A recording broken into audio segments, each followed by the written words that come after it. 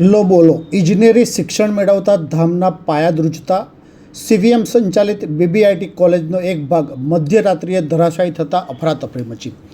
પરીક્ષા સમયે દુર્ઘટના સર્જાઈ હોત તો નો ફફડાટ.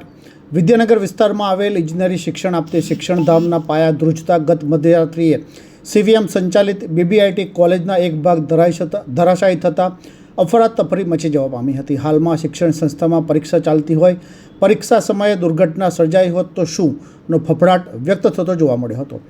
આકસ્મિક દુર્ઘટનાની જાણ મનપાના એસ્ટેટ વિભાગ, ફાયર વિભાગ તથા પોલીસને થતાં ઘટના સ્થળે પહોંચી ત્વરિત કામગીરી હાથ ધરવામાં આવી હતી. સદભાગ્યે જાનહાનિ ટળતા હાશકારો અનુભવાયો હતો. પ્રાપ્ત વિગતો અનુસાર વિદ્યાનગર ઇસ્કોન મંદિર માર્ગ ઉપર આવેલ ઇજનેરી શિક્ષણ આપતી શિક્ષણધામના પાયા ધ્રુજતા ગત મધ્યરાત્રિએ સીવીએમ સંચાલિત બીબીઆઈટી કોલેજનો એક ભાગ ધરાશાયી થતાં અફરાતફરી મચી જવા પામી હતી. જોકે હાલમાં પરીક્ષા ચાલતી હોય, પરીક્ષા સમયે આ પ્રકારની ઘટના સર્જાઈ હોત તો શું નો ફફડાટ વ્યાપવા પામ્યો હતો. મધ્યરાત્રિએ ઇજનેર કોલેજના એક ભાગ ધરાશાયીની જાણ કરમસદ આણંદ મનપાના એસ્ટેટ વિભાગ અધિકારી પરેશ મિસ્ત્રીને થતાં ફાયર વિભાગની ટીમ સાથે ઘટના સ્થળે પહોંચી ત્વરિત કામગીરી હાથ ધરવામાં આવી હતી. પોલીસ વિભાગને જાણ થતાં નાયબ પોલીસ અધિક્ષક પંચાલ સહિત વિદ્યાનગર પોલીસ મથકના પીઆઈ સહિત સ્ટાફ ઘટના સ્થળે પહોંચી કાયદો અને વ્યવસ્થાની સ્થિતિ જાળવી સર્જાયેલ ઘટનાની તપાસ હાથ ધરવામાં આવી હોવાનું જાણવા મળ્યું છે. એકચ્યુઅલી ડ્રોઈંગ હોલ છે. આપણે ડ્રોઈંગ હોલ બિલ્ડિંગ જે છે મેઇન એનો ડ્રોઈંગ હોલનો પાર્ટ છે એટલો પાર્ટ થોડોક કોલેપ્સ થયો છે.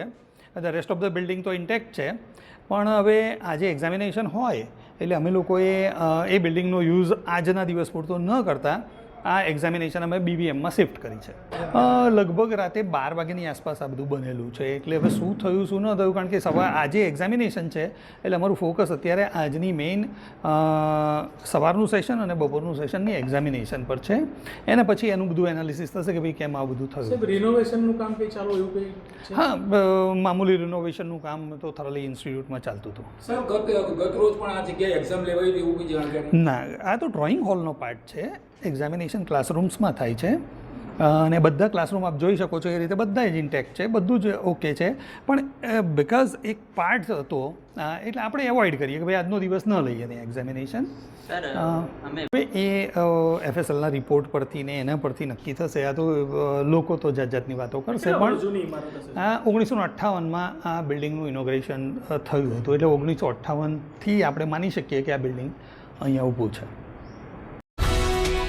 ये है हलचल टीवी नेटवर्क और आप देख रहे हैं हलचल टीवी न्यूज़. हर हलचल पर नज़र, हर हलचल की खबर.